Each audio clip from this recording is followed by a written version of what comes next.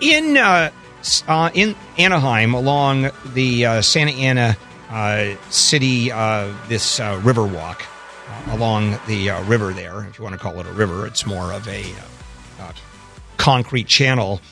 There's a real problem with 422 homeless people living along the rows of encampments right there in the riverbed. And Anaheim is considering declaring a state of emergency. And that's going to be happening this morning. City Councilwoman Kris Murray, in fact, is introducing the measure. And Councilwoman Murray is with us. Hello. Thank you for joining us. Good morning. Thanks for having me. Sure. Can I call you Kris? Please. Okay. I prefer that. Thank you. Good. Even if you'd said no, I'm still going to call you Kris. All right. So tell me what is going on and what you plan on doing, because this is a national story. I mean, this has become huge because this is a poster child of homelessness around the country. Yeah, it really is a snapshot of what's happening in communities nationally, and we have got to address it in a comprehensive way that first starts with service and connecting people to aid, but then also making sure we're enforcing our laws. We're first and foremost a nation of laws, and nobody gets exempted from those. And as elected officials, our first and foremost priority is public safety. So, and it is. I don't think anybody has a problem with that, except what do you do with homeless people that have no place else to go? And you've got disease going on. Well, we don't know if it is actual disease, but certainly the potential. And you've got feces all over the place, and you've got syringes. I mean, it's a god-awful mess. So where do they go? And I think you're advocating there's some real changes here, some concrete steps.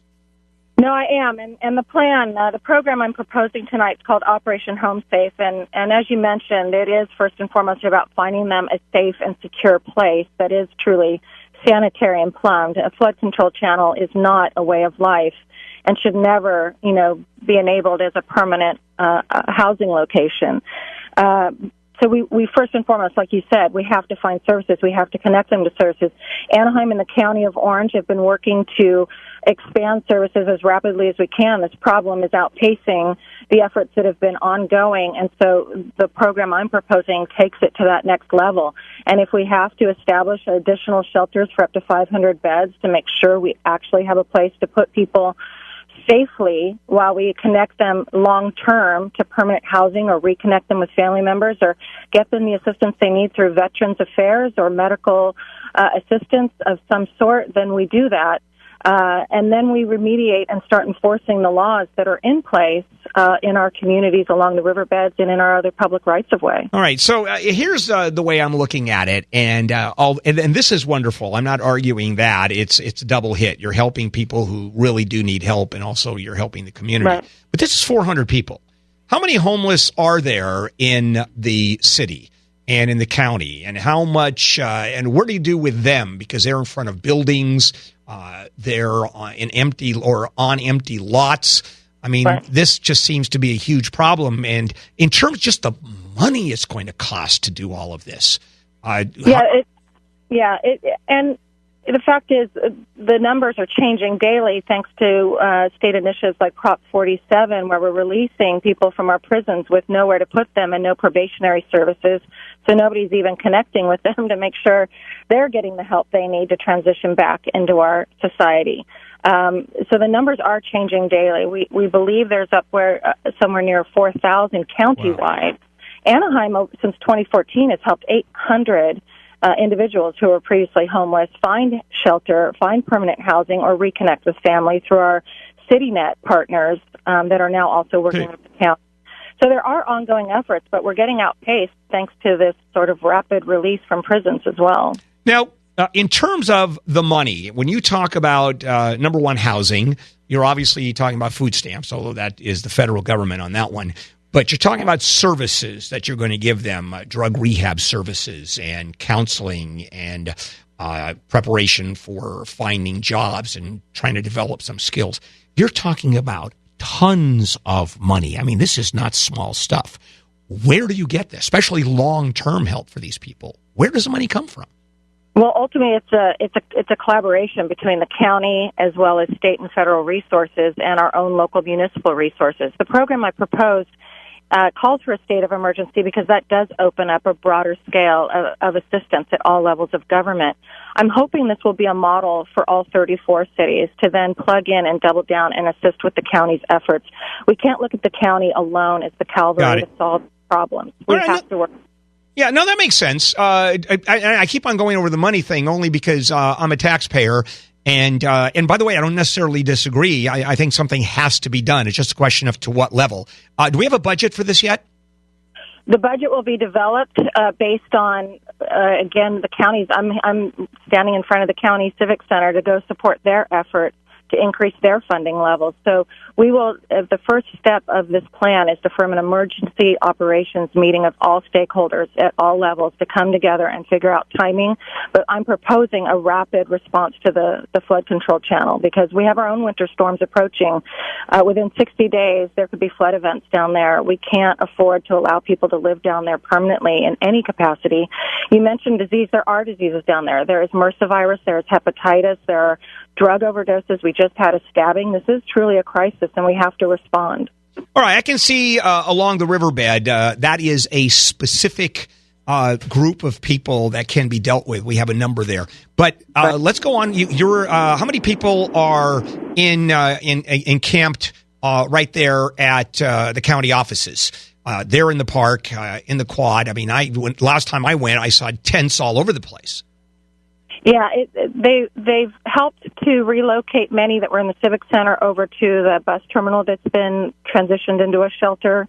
We now have 100 beds open at the new shelter at Kramer in Anaheim. We're going to open another 100 beds there as well.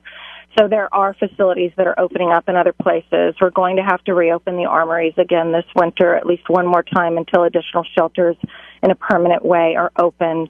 It is an evolving effort, and it's taking all of our resources. It's unfortunately going to cost money, but again, it's about public safety. We have communities under siege, and we have people dying in these conditions. It's not okay, and we have a moral, and ethical, and legal obligation to respond. Yeah, much less the neighborhoods where you have businesses and you have people that live along that riverbed who can't. Hundreds of residents. Right. You can't hike anymore. You have to stay away from that.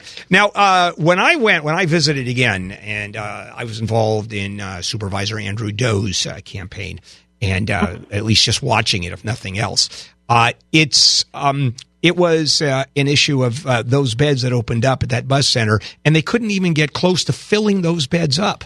Because a lot of people just said, no, thank you, not interested in moving in there. Is that still the issue?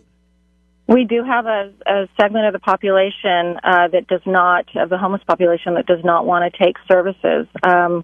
There are some who choose this way of life. If they choose it, that's fine, but they have to obey the same laws as the rest of us.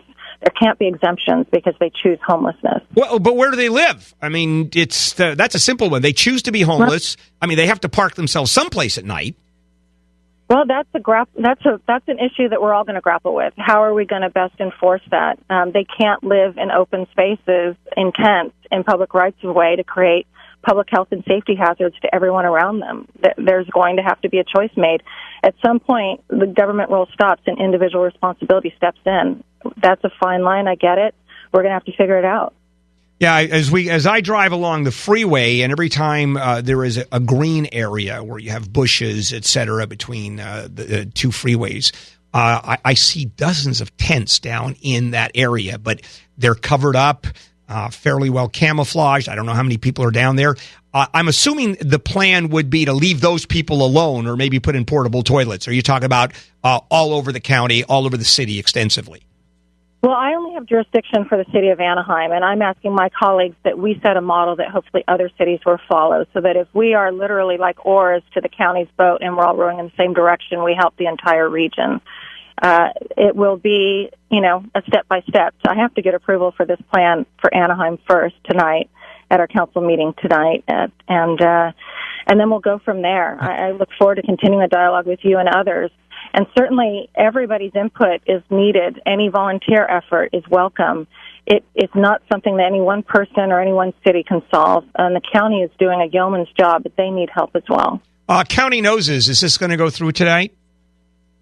I suspect it will. I mean, each member of the board that I've talked with understands the urgency of this and is committed to resolving it and responding to community concerns. So I'm going to go down there. I'm lending my voice. I'm literally sitting right outside the Civic Center to go support them because we need all hands on deck.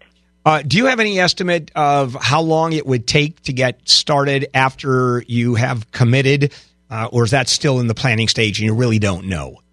Literally, the hard work starts tomorrow morning. If this plan is approved, we get to work right away. I want to have that emergency operations meeting set up by the end of next week. I want a timeline where we can start noticing an end to encampments in the riverbed within 60 days so that we are resolving that situation, which is the most urgent before the winter storms arrive. And then we roll out and expand from there. Again, it will be a working document. It will involve all agencies to make sure that we are proceeding in a way that is legal and appropriate and compassionate, but also I just want to finish with, we have to enforce and protect public safety. Right. Kris, thank you. This is a story that a lot of people in the country are following. And thanks for your good hard work here. I appreciate it. And thank you for all you've done in our community, too, with Boys and Girls Club and others. I appreciate it. My pleasure. All right. Take care. It's Kris Murray, Councilwoman.